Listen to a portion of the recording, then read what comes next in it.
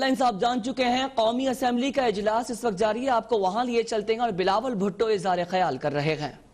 को पढ़ने को तैयार नहीं है, किसी एक आर्टिकल या साइंटिफिक स्टडी को पढ़ने को तैयार नहीं है, किसी एक डॉक्टर का, किसी एक एपिडेमियोलॉजिस्ट का बात मानने को तैयार नहीं है।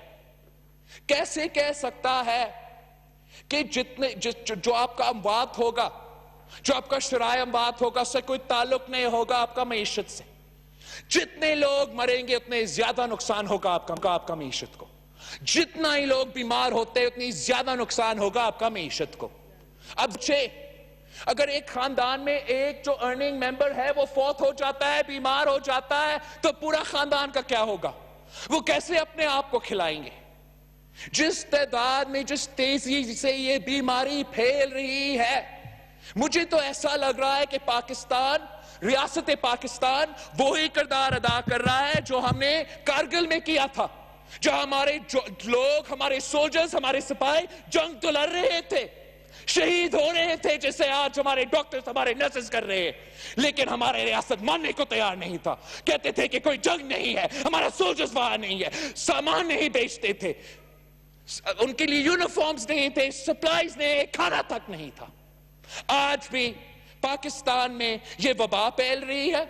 हम अपना डॉक्टर्स को, अपना पैरामेडिक्स को ना वो प्रोटेक्टिव केयर देने को तैयार है, ना उनको तनख्वाह में वो इजाफा करने को तैयार है, और ना ही उनको वो रिस्क अलाउंस देने को तैयार है। ये इस वजीर आजम की अना की वजह से है, ये इस वजीर आजम की नालायकी की वजह से है, और सबसे बढ़कर कि ये इसलिए है कि हमारा वजीर आजम इलेक्टेड नहीं, सिलेक्टेड है।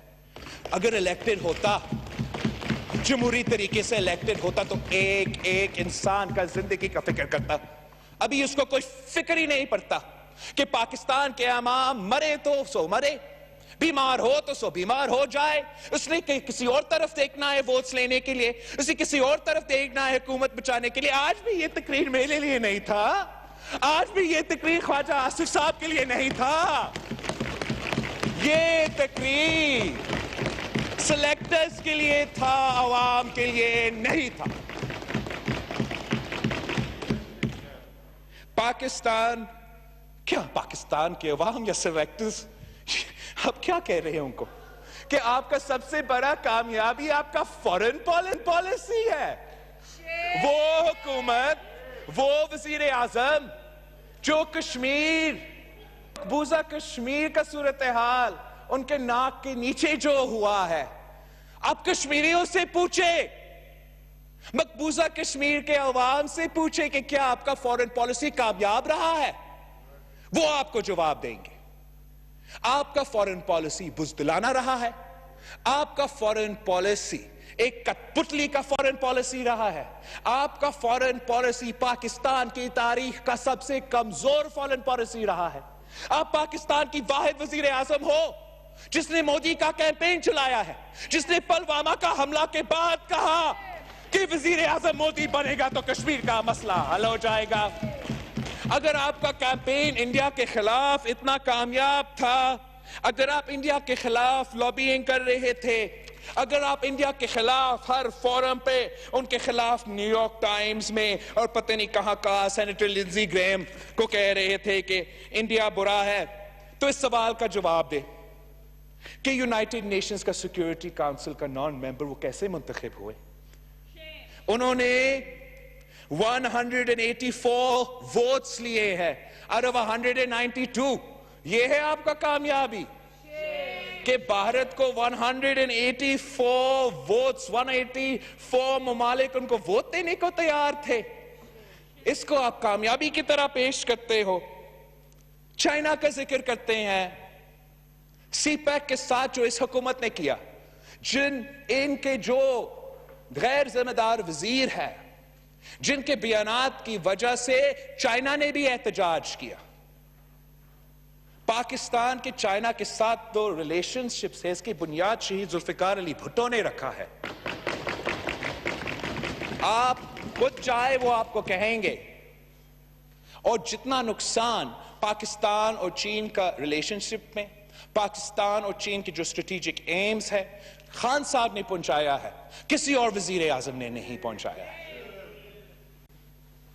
हमारा वजीर आजम को लेक्चर देने का तो शौक है, मगर उसका अपना लेक्चर पे अमल करना को तो कोई इरादा नहीं होता। हमें सुनाता है कि मेरिट, अकाउंटेबिलिटी और फिर डिबेट। तो शुरू होते हैं हम डिबेट से।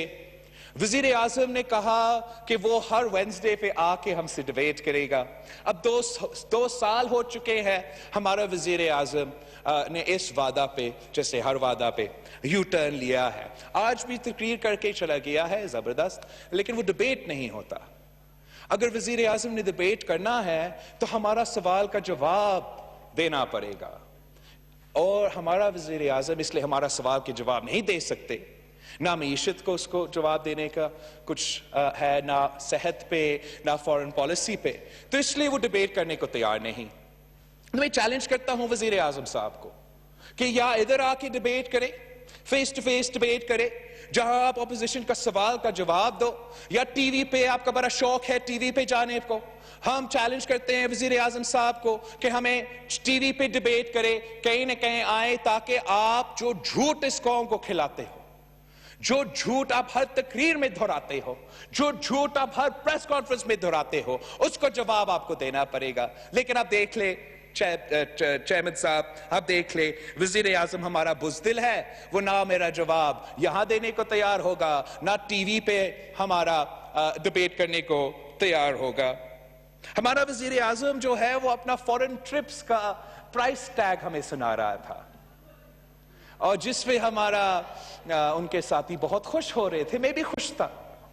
लेकिन जनाब स्पीकर, इस सवाल का जवाब दे दे कि जो सबसे ज्यादा कर्ज पाकिस्तान की तारीख में वजीर आजम साहब की हुकूमत ने माशाल्लाह इकट्ठा किया है, और सबसे कम, तो lowest growth rate in the history of Pakistan, ये भी माशाल्लाह इस हुकूमत का कारनामा है।